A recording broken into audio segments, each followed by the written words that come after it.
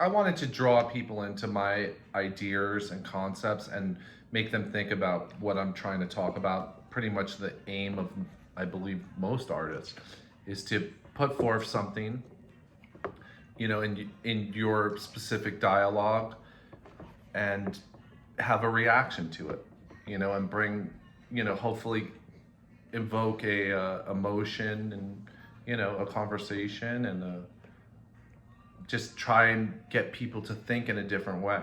I mean, I guess that's what the aim is. But I also make my work for myself as well, just all at the same time. It's not just for the viewer. Of course, I like people to view it. I like their feedback. I like, you know, and I've had good responses and I've had bad responses. Some people are saying, you're desecrating something sacred. And, I have to answer to that.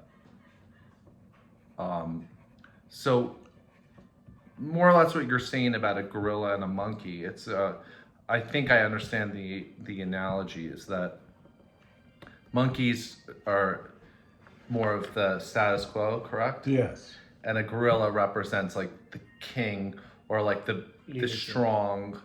Or the opposition.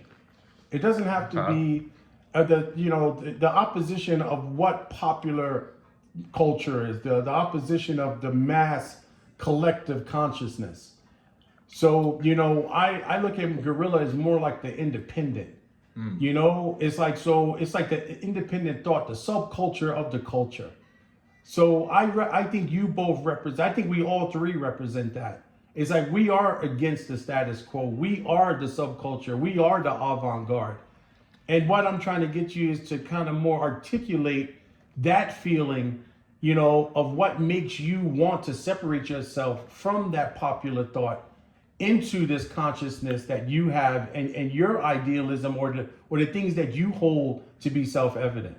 Well, in light of that, there's a whole bunch of experiences, my lineage within my family, the things that we did, the place where I was brought up, and all of these experiences, I think, led up to what it is now. And that's just the burning desire to kind of like get this out, what I feel is, my sort of truths, and the contradictions within. And anytime you take one step in this world, you're riddled with contradictions. Everything is a contradiction overall. I mean, we're all trying to live in we're existing in kind of a narrow pathway. And there's so much judgment and misunderstanding that it's rare that you find people that are willing to push those boundaries. Most people take solace in simplicity. And for me, I just can't exist that way. I'm too aware. These things actually bother me in my core when I see it and when I deal with people that they could have the best intentions, but they could be riddled with ignorance. We all have preconceived notions of other people, of like, just everything, culture, race, religious views, just so on and so forth. It's broad, and we all have our biases. But I think that my parents were very much against the grain, but in a real way, in a righteous way. They were fair people that wanted to really exist fairly and not in the way that modern or historic religion teaches. To some degree they embraced different philosophy, mostly not what they came from. They were seeking for other stuff. Like, generally speaking, they would look to the East for context of philosophy and, and how to maybe incorporate certain spiritual practices. And those kind of, they became aligned with that. I mean, my father's an unusual person. He, I don't know, he was very aware of what was in his, he was always a champion for fairness, truthfulness, and that's always been ingrained in me. So you think it's something that's innate in you because of the upbringing, what you were exposed to, has made you this person? Definitely. Yeah. 100%. Yeah. And it's a combination of, as we're telling this, I'm also writing this down, kind of like this chronology of myself for something else. But these experiences that I had as a child, like I lived 5 years as a monk, as a little child. There's very few people walking this planet that had that experience. But then I had the total other experience of being a Westerner and going back to New York City, where I'm born and raised, and being a young person coming into teenage years, and the culture that was happening then, and the fact that my parents were also, my mother was like a fine artist. She was a sculptor, a painter. My dad was also an aesthetic person. He studied design and architecture and engineering. So they were very aesthetic people themselves. They lived, my parents were like early pioneers of Soho. They came to Soho in 1967 and bought a building, so all these things, and they had to live and experience things like the fire department. My dad tells me stories about the fire department because you couldn't legally live in these places, but in Soho at the time, the fire department wanted to know, like, these artists were living in here in case, because if a building like went up in flames, a commercial building, usually they wouldn't go in. But if they know people live there, and even though it was like illegal and there was all this like bureaucratic stuff to why you can't do this, it was still going on. And ultimately it changed the neighborhood. It made it, like, by this 70s, it was the place to be, and all the wealthy people that wanted to be like the artist, it changed the whole kind of space, from a factory industrial place to a high-end place of. So are you revolting against that? Are you revolting? Sometimes, because I tend to always revolt or go against whatever I think is kind of static in a way. And what I mean by static is when things become too much of a movement in any direction, they usually get spoiled. I mean, that I'd have to be more specific. Why don't you just, why don't you just go with the flow? Why don't you just why are you, why It's not my nature.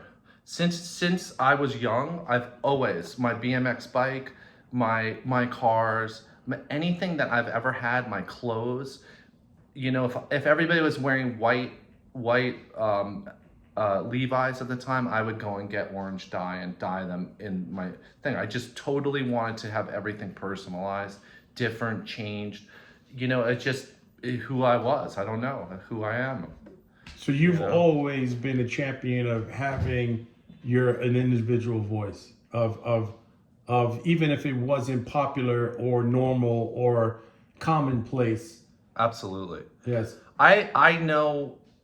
Well, at least what I believe. I mean, I'll just give this as an example. I think I could be a lot more materially successful as an artist if I was willing to make stuff that was more, a little safer, so to speak. But that's not always guaranteed. It's not always guaranteed. This is just my assumption. Yeah. I believe I could make art and create artwork that would be very popular, but I don't do that, and I won't do that.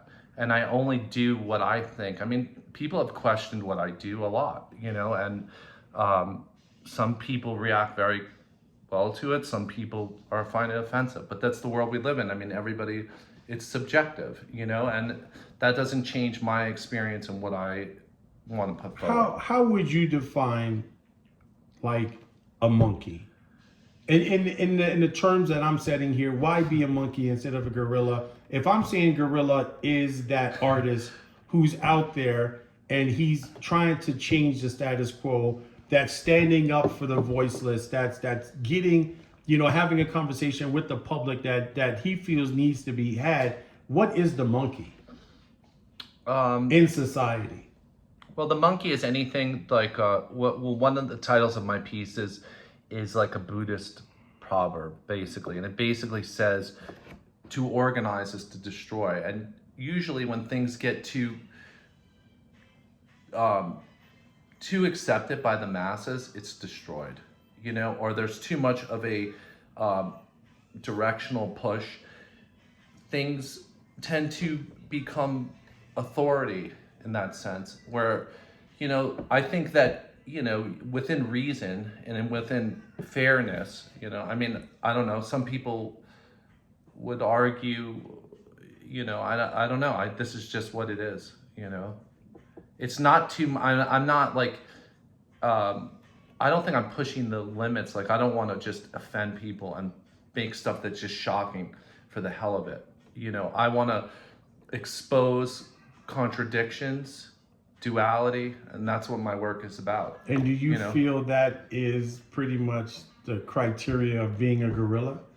I would say so. In your this, to me, this it's hard to identify with what you're saying as a guerrilla, because all I can think about is that it has a negative thing, like characterizing black people, you know. So that's what I'm thinking. I know that sounds crazy. Yeah, but I'm not looking. I know at you're not. as, Of course not. You're a black man. Yeah, it's like I'm not so looking. is Gabriel here. I'm looking at guerrilla. I mean, you know, like someone when even with street teams, you know, when they guerrilla marketing. Yeah, the way they move as animals and become like a dominant, but dominant. This, but in that sphere, what I'm saying is just like, are you a gorilla or are you a monkey?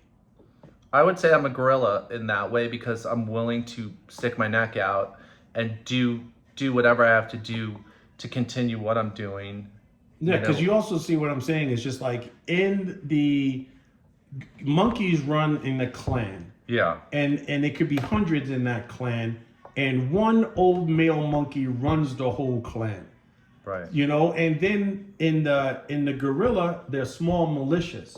Yeah. And their small groups could be 2, 3, 4, all attacking the status quo and the opposition, you know, in these small groups. Yeah. It's like, so that's where I'm coming from. You know, are you the one in the small group attacking the popular, or are you part of the larger group that's just following suit with just the status quo and the way things are? 100%. I'm the gorilla, you know.